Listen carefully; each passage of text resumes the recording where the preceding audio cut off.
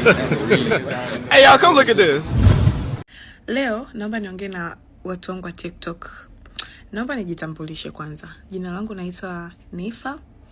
Ni mfanyabiashara, nina magari 3, nina nyumba 2, nina maduka 4, na sikai sana Tanzania, nakaa sana sana Dubai, Korea. Tanzania nakujaga tu kutembea na kuangalia miradi yangu niliyoiacha huko. Ni Mhaya, nilichanganyikana na Mhindi, na Bahresa ni baba mkubwa wangu. Sasa kuna kitu kimoja ambacho watu wa TikTok nimegundua kwamba sijawahi kufanya au kuwaambia. Sijawahi kutengeneza connection nzuri sana na followers wangu wa TikTok. Mara nyingi waga nipo Instagram kwa sababu TikTok nilifunguliwa na GSM. Kuna kipindi tulikuwa kwenye meeting akaniambia, you don't use TikTok. Nikamwambia I don't use TikTok. Like, what is TikTok? Akaniambia ngoja nikufungulie, you can have a lot of friends there na nini.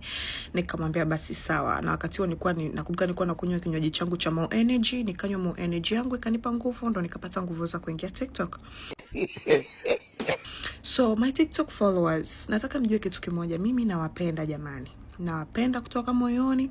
Sema mara ya kwanza TikTok ilikuwa inanishinda kwa sababu nilikuwa nikiposti na kutana na comment ambazo sizielewi. Yanasema, mbona huku watu wana roho mbaya? Mbona huku watu vipi?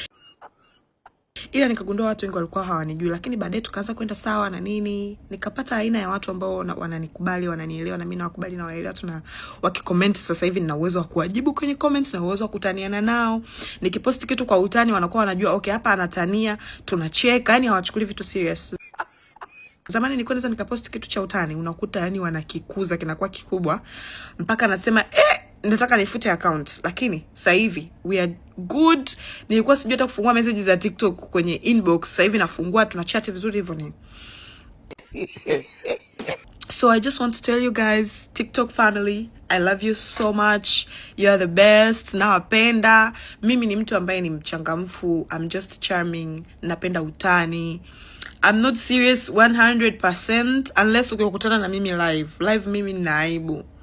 Yaani hicho kitu niwaambie kabisa hapa. Live mimi nina aibu, alafu live siko mweupe hivi. Ndio nina ngozi nzuri na nini, lakini live siko mweupe hivi. Msije mkanishambulia. Unajua kuna mambo gani yanaingiliana. Yaani unaweza ukatembea kidogo jua likaamua kukupiga, alafu mtu akawa ameshika techno akakusnap. Mkikutana na mimi katika rangi tofauti tofauti msishangae, lakini nauza vipodozi original jamani. Watu wangu ambao waliwahi kupata chunusi na nini walipofika dukani walipata good service. Kwa hiyo nawapenda sana my TikTok family and you're the best. Let's keep vibing, let's keep enjoying, let's keep having fun, let's keep making skits and everything. I just love you, okay? I just love you. You have any problem ambayo iko ndani ya uwezo wangu nitasaidia. I have a problem ambayo iko ndani ya uwezo wenu nitawaomba. Stay safe.